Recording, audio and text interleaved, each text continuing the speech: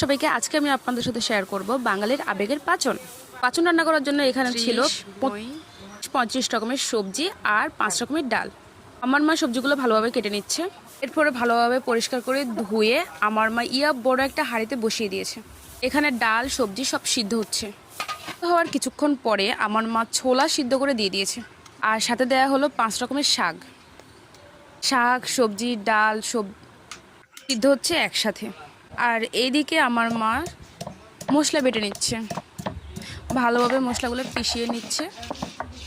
এদিকে সবজি যখন অর্ধেক সিদ্ধ হয়েছে, এতে দিয়েছে লবণ, হলুদ, কাঁচামরিচ, আদা, জিরার গুঁড়ো, গরম মশলা গুঁড়ো। এরপরে ভালোভাবে এগুলো মিক্সড করে নিচ্ছে। আপনাদের কার কার বাড়িতে আজকে পাঁচন রান্না হয়েছে কমেন্টে জানাবেন।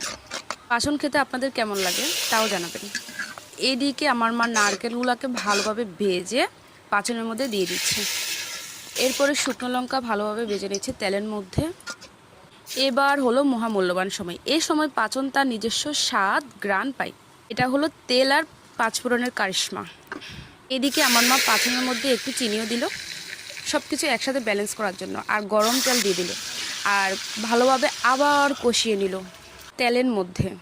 কিছু ভুল হলে ক্ষমা দৃষ্টিতে দেখবেন। হর হর মহাদেব। টাটা সবাইকে।